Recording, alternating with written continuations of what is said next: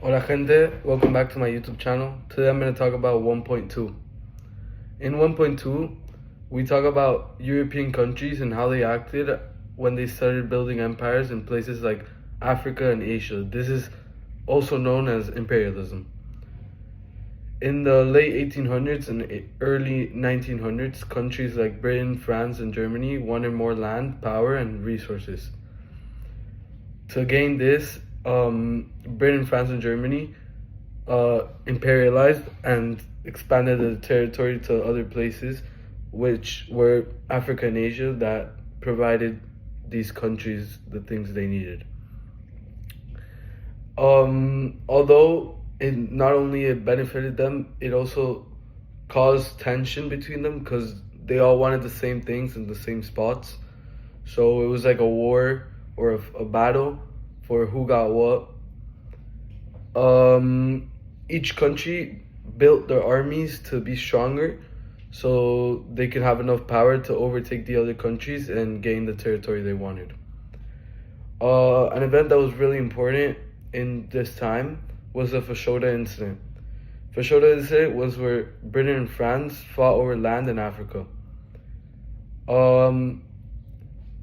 Another moment that was really important in the imperialism time in 1.2 was when Germany, that was led by Kaiser Wilhelm II, wanted a place in the sun, which means he wanted Germany to become the #1 country and one of the top nations. In order to do this, Kaiser built their army, like said before, using ships and things like that. Kaiser doing this made Britain feel threatened, so they thought Germany's one was the #1 threat. France was also worried because they had already lost a war to Germany before this.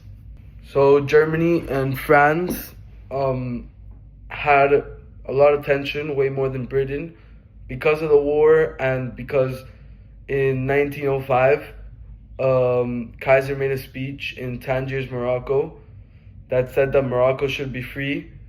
This was so France will get irritated and they would have to let Morocco free, which was their territory and it was where they were gaining resources and power and influence, which is what they wanted. In 1.2, we also learned about the Boxer Rebellion, which is when European countries wanted to trade with China because of their resources, and China didn't want to, but the European countries overcame them and they forced them to trade. And the civilians of China didn't appreciate this, so they made a rebellion against the government. In this rebellion, Chinese people, they were trying to choose. The Chinese people were trying to push out invaders from other countries. Although they didn't win, at the end they had to pay a lot of money because of the damages that happened in this rebellion. And after all this all contributed to the start of World War I. Thank you for listening, and that's all for 1.2.